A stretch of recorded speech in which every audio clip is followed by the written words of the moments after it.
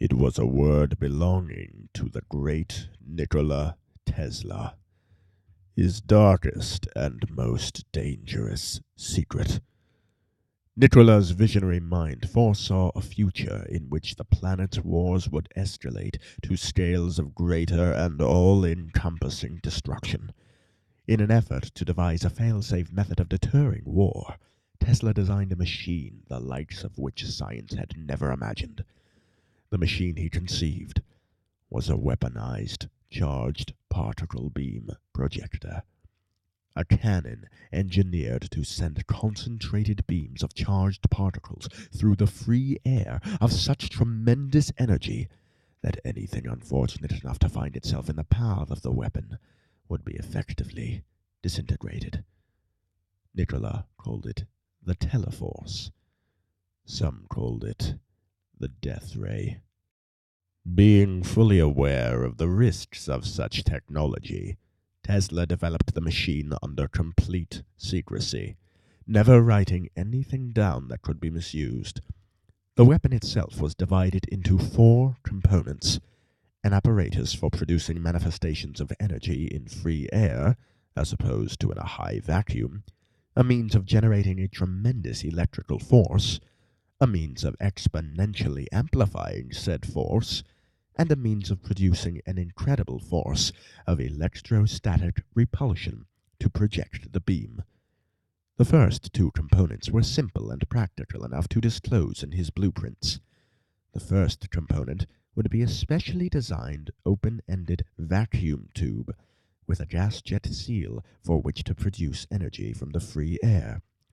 The second component was to be a type of Van de Graaff generator specially modified to produce near immeasurable levels of power. The third and fourth components Tesla kept from public record for matters of security, presenting them as merely theoretical inventions to scientific inquiries.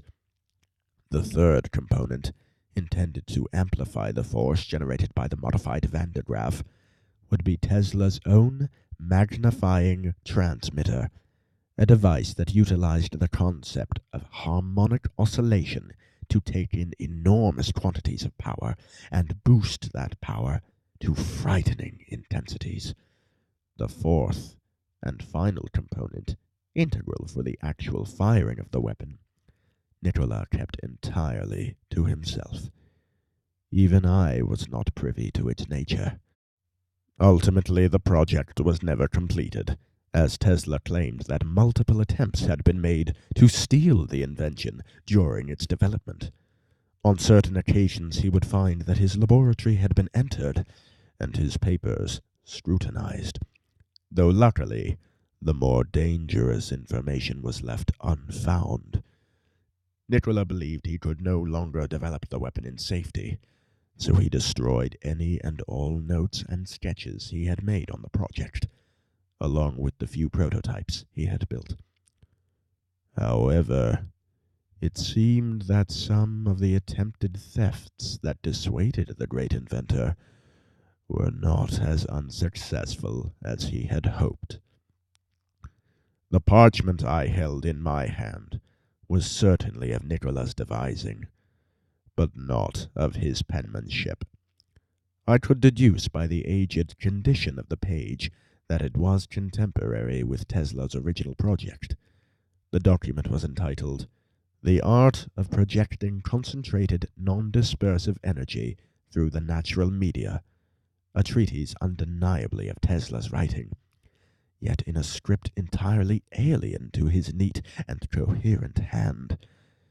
Evidently, one of the scoundrels who had broken into Nikola's lab had not absconded with anything, but transcribed word for word all that they had found, which was more than a little alarming. Looking through the aged papers, I saw that the stolen treatise gave detailed descriptions of the scientific principles inherent in the particle cannon, and the components required for its construction. I did not know how Salazar had come by these documents, but I was more concerned with what he intended to use them for. Setting aside the plagiarized manuscript, I flipped through the newer pages of the folder, finding sheet after sheet of calculation and postulation, all pointing towards the realization of a charged particle beam cannon. I wondered if Salazar and his engineers from the Ministry of Science could truly be close to perfecting the design. Then I shuddered at the recollection of what the intercepted wire had said. Final testing complete. Performance at 100% efficiency. I turned the page to mounting levels of horror. There were blueprints for what could be nothing other than the very machine Tesla had envisioned, however perverted by villainous minds as it was. The three most significant alterations could only point to destructive application. As suggested by the ancient Greek reference in the project's name, the machine did indeed resemble a sword, the hilt of which was formed by two large shoulder-like constructs just above the barrel of the cannon. These shoulders housed titanic rotary engines built to drive two equally titanic auto-stabilizing propellers. The devils had made a flying particle cannon, though perhaps the more unsettling feature was the pommel of the sword. At the opposite end of the cannon, that which would face skyward when the weapon was ether-borne, was the same dome-shaped construct that I had spied at the center of the base below. Upon closer inspection of its mechanisms, I discovered that the 9 smaller structures I had seen adorning the metal dome were indeed Van de Graaff generators, and of that same modified design that Tesla intended for his original machine. But 9 of them! This was a level of power far beyond Tesla's intention. The original Teleforce was only meant to be powered by one of these generators, and produce a single narrow beam of small charged tungsten pellets. Salazar and his ministers had extrapolated Nikola's design to worrying extremes. However, the most worrisome of the sword's features lay just beneath the hilt. The mechanism that the fools had employed to serve as the means of propelling the particle beam was an untested theoretical device called an electromagnetic crucible, a chamber that generates opposing electromagnetic fields of unfathomable strength. Salazar and his engineers had directly connected the crucible to the magnifying transmitter, their intent being to repel the particle beam by directing the crucible's magnetic fields outward to the end of the barrel. However, the fools had been overambitious in their design. The particles, once charged by the magnifying transmitter, would be caught in the crossfire of the crucible's opposing magnetic fields, accelerating them to dangerous levels of kinetic energy, and only releasing them when they reach maximum charge. Such levels of power would be dangerously unstable.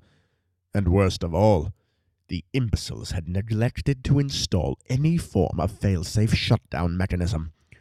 The potential destructive force of this terrible machine was beyond reckoning.